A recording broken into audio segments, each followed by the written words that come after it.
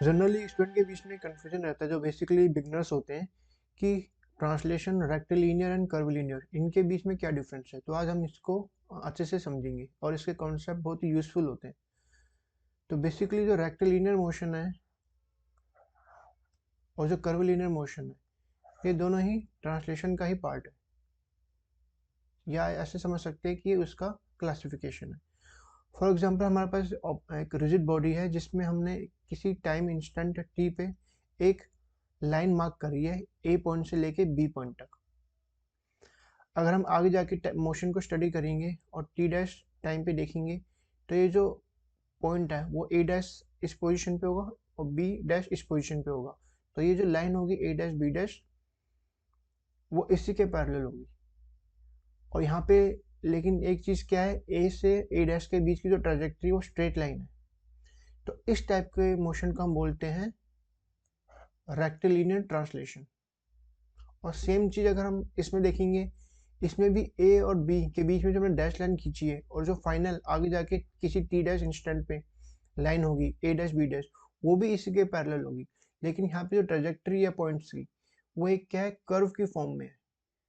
ए से ए dash curve है, B से बी डैश कर्व है। तो इस टाइप के मोशन को हम बोलते हैं कर्वलिनियर मोशन। तो बेसिकली ये क्या है, दोनों ही ट्रांसलेशन के क्लासिफिकेशन है। तो इससे हम क्या समझ सकते हैं कि ट्रांसलेशन मोशन की जो नेसेसरी कंडीशन है वो क्या है, वो ये कंडीशन है कि कोई भी ऑब्जेक्ट है, हमें मालूम करना है कि उसका मोशन ट्रांसलेशन है कि नहीं है। तो हम क्या करेंगे, किसी भी इंस्टेंट ऑफ टाइम में हम एक लाइन खींच देंगे, फिक्स कर देंगे एक लाइन उसके ऊपर।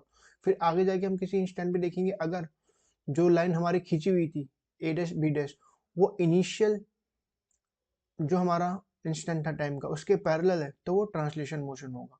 यही इसकी एक बेसिक डेफिनेशन होती है। इस केस में भी अगर देखोगे, हर इंस्टेंट में, अगर ये वैसे तो एक कर्व है, लेकिन हर इंस्टेंट में अगर टेंजेंट खींचेंगे हम किसी भी पॉइंट पे, फॉर एग्जांपल हमने कोई बीच का टाइम लिया, कोई टी डबल डैश, तो इस इंस्टेंट में यहाँ पे और यहाँ पे अगर हम लेते हैं दो पॉइंट, तो यहाँ पे जो टेंजेंट होगा और यहाँ पे जो टेंजेंट होगा, ये दोनों आपस में पैरेलल होंगे। तो ये जो है कैरेक्टरिस्टिक्स होती है ट्रांसलेशन मोशन की।